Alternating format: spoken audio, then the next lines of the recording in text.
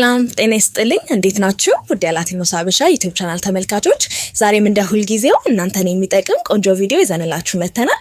ወደ ዛሬ ቪዲዮአችን ከመሄዳችን በፊት ግን ለዚህ ዩቲዩብ ቻናል አዲስ የሆናችሁ ሰብስክራይብ በማድረግ እንዲሁም ደግሞ አዳዲስ ቪዲዮ እንዲደርሳችሁ የደውል ምልክቷን በመጫን ቤተሰብ እንድትሆኑ እንጠይቃለን። እድሜያችሁ 20 ዓመትና ከዛ በላይ የሆናችሁ ይህ ቪዲዮ ለእናንተ ነው። ብዙ ሰው ስለ ኮላጅን ጠይቃችሁኛል። ኮላጅን ምንድነው? ለምን ይጠቅማል? የኮላጅን ጥቅም ለምን ይጠቅማል? ለማን? ለርጉዝ ይሆናል አይሆንም?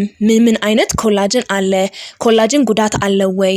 በቤት ውስጥ ከምን ኮላጅንን ማግኘት እንችላለን? ኮላጅንን መቀባት ነው መዋጥ ነው ያለብን ወይንስ ተበጥብጦ የሚጠጣው የሚሉትን በዛሬ ቪዲዮአችን እናያለን።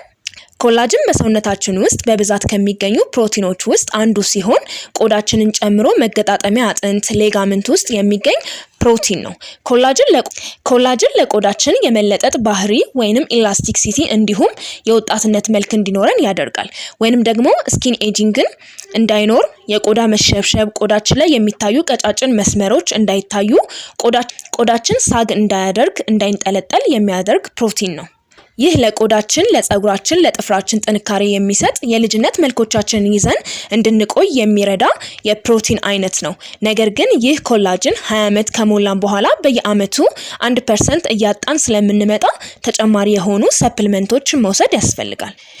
ኮላጅን በሰውነታችን ውስጥ በብዛት የሚገኝ የፕሮቲን አይነት እንደመሆኑ እንደ ግሉ ወይንም ደግሞ እንደ ማስቲሽ ብዙ ነገሮችን አጣብቆ የሚይዝልን ነገር ነው።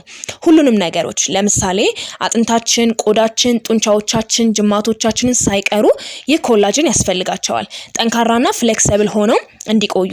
ይህ ማለት ለምሳሌ ቆዳችን ሪንክልስ ወይንም ደግሞ መሸብሸብ አይነት ባህሪ እንዳይኖረው ስሙዝ እንዲሆን ይረዳናል። አጥንቶቻችንና መገጣጠሚያዎቻችንን ደግሞ ጠንካራ እንዲሆኑ ማድረግ፣ ጡንቻዎቻችን ቶሎ ሪከቨሪ እንዲያደርጉና ጠንካራ እንዲሆኑ በማድረግ የሚታወቅ ፕሮቲን ነው። ነገር ግን እንደ ሌሎቹ የሰውነት አካሎቻችን ሁሉ ይህ ነገር እድሜያችን እየጨመረ በሄደ ቁጥር እሱም እየቀነሰ ይሄዳል። በተለይ ደግሞ ስትረስ ያለባቸው ሰዎች እናም አመጋገባቸው ጥሩ ያልሆኑ ሰዎች በቀላሉ የኮላጅን መጠናቸው እየቀነሰ ይሄዳል። ስለዚህ እድሜያችሁ ወደ 20ዎቹ መጨረሻ ሲደርስ በየአመቱ 1% መቀነሱ የማይቀር ነው። ይህ ነገር ሙሉ ለሙሉ ማስቀረት ባይቻልም ነገር ግን እንዲዘገይና በጣም ፈጣን እንዳይሆን ማድረግ ይቻላል። በተጨማሪም የኮላጅን ምንጭ የሆኑ ምግቦችን፣ ሰፕሊመንቶችን በተለያየ መልኩ መውሰድ። ኮላጅን ሃይ ሞለኪውላር ዌት ስላለው ሞለኪውላር ዌቱ ትልቅ ስለሆነ ቆዳችን ላይ በሚቀባ መልኩ ብንጠቀም ወደ ቆዳችን ውስጠኛው ክፍል ወደ ደርሚስ ሰርጎ በመግባት የኮላጅን ሲንተሲስን ቡስት ማድረግ ስለማይችል ወይንም ደግሞ የኮላጅን ምርትን መጨመር ማነቃቃት ስለማይችል የሚቀባ ኮላጅን መጠቀም ቆዳችንን ከማርጠብ ወይንም ደግሞ ከማራስ ሞይስቸራይዝ ከማድረግ ባለፈ አንቲ ኤጂንግ ጥቅም የለውም። የቆዳ እርጅናን ማከም መከላከል አይችልም። የሚዋጥ የኮላጅን ሰፕሊመንት ግን ለቆዳ፣ ለመገጣጠሚያ ጤና እንዲሁም ለአጥንታችን ጤና ጠቃሚ እንደሆነ ጥናቶች ያሳያሉ። ቆዳ ላይ እንዲቀቡ የተሰሩ ኮላጅን ክሬሞች ምንም ጥቅም የሌላቸው ለምንድን ነው? ቆዳችን ውስብስብ ተፈጥሮ ሲኖረው ወደ ውስጥ የሚያስገባቸውን ነገሮች እጅግ ጥቃቅንና የተመረጡ ናቸው። አንዳንድ ንጥረ ነገሮች ቆዳችንን አልፈው እንዲገቡ ቢበዛ 500 ዳልተን መሆን አለባቸው። የኮላጅን ሞለኪውላር ዌት ደግሞ 300,000 ዳልተን ነው። ስለዚህ በምንም ተአምር ወደ ቆዳችን ውስጠኛው ክፍል ገብቶ የምንፈልገውን ጥቅም አይሰጠንም። የተሻለ የሚሆነው በሚዋጥ መልኩ ሃይድሮላይዝድ ኮላጅንን መውሰድ ነው። ይህንንም የሚደግፍ በርካታ ጥናቶች የተሰሩ ሲሆን የኮላጅን ሰፕሊመንት መጠቀም ጥናቶች እንደሚያሳዩት ከሆነ የቆዳን የመለጠጥ ወይንም ደግሞ የመሳሳብ ባህሪ ይጨምራል። የቆዳ መሸብሸብን፣ ቆዳችን ላይ የሚታዩ ቀጫጭን መስመሮችን እንዲሁም ስኪን ሰርኒንግን መንጠልጠልን ይቀንሳል። ይህም የሚሆነው የሚዋጥ የኮላጅን ሰፕሊመንት በምንወስድበት ጊዜ በቀላሉ ከሰውነታችን ጋር በመዋሃድ በተፈጥሮ ኮላጅንን የሚያመርቱ ሴሎች እንዲነቃቁ የኮላጅን ምርት እንዲጨምሩ ስለሚያደርግ ነው። እነዚህን ከላይ የጠቀስናቸውን ለውጦች ለማየት ቢያንስ የኮላጅንን ሰፕሊመንት ለ3 ወራት እናም ከዛ በላይ መጠቀም ይኖርብናል። ሌላኛው ኮላጅንን ስንገዛ ምን ማየት አለብን የሚለውን ስንመለከት አንደኛ ማየት ያለባችሁ የኮላጅን አይነቱን ነው። በሰውነታችን ውስጥ ወደ 28 የሚጠጉ የኮላጅን አይነቶች አሉ። ታይፕ 1 እና ታይፕ 3 ለቆዳ፣ ለፀጉር፣ ለጥፍር ለመሳሰሉት የሚጠቅሙ ናቸው። ይህን ማየት ስትፈልጉ ሰፕሊመንት ፋክት የሚለው ላይ አለላችሁ ምን አይነት ታይፕስ ኮላጅን እንደያዘ በሱ ማወቅ ይቻላል። ታይፕ 2 ደግሞ ለመገጣጠሚያ ለጆይንት የሚፈልግ ሰው እሱን መጠቀም ይችላል። ሁለተኛው ማየት ያለባችሁ ዶዙን ነው። አንድ ሰው ከ2.5 እስከ 15 ግራም እንዲወስድ ይመከራል በቀን ውስጥ። ሶስተኛው ኮላጅን አወሳሰዱና አድድ ኢንግሪዲየንት ነው የምናየው። ኮላጅን በተለያየ መልኩ ሊመጣ ይችላል። በጣም የተለመደው ግን በፓውደር እና በታብሌት ነው። ታብሌቱ ላይ አብዛኛውን ጊዜ ከ2 እስከ 4 ካፕሱል ይወሰዳል።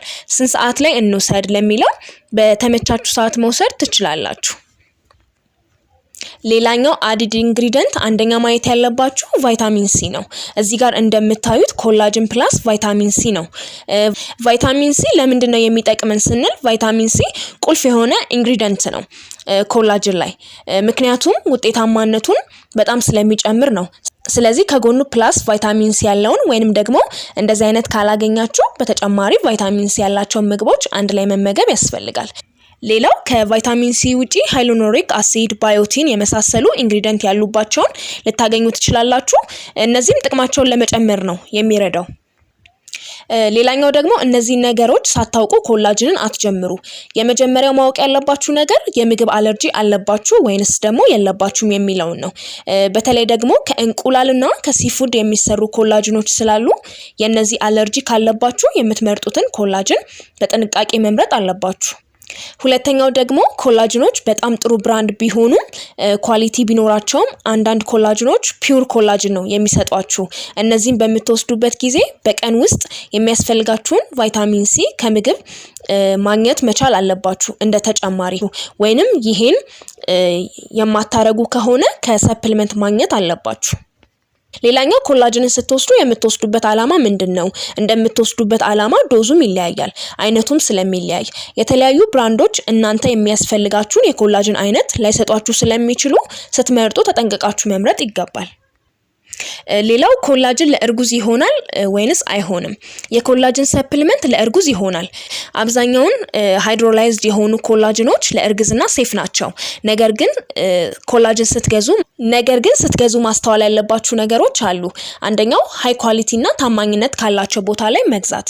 ሁለተኛው አርቲፊሻል ስዊትነር እንደሌላቸው ማረጋገጥ ይኖርባቸዋል። ሌላው እርጉዝ ሴት ከሰፕሊመንት ይልቅ ከምግቦች ብታገኝ ይመረጣል። ነገር ግን ሰፕሊመንት መውሰድ ከፈለገች መጀመሪያ የጤና ባለሙያ ወይንም ደግሞ ዶክተር ማናገር ተገቢ ነው።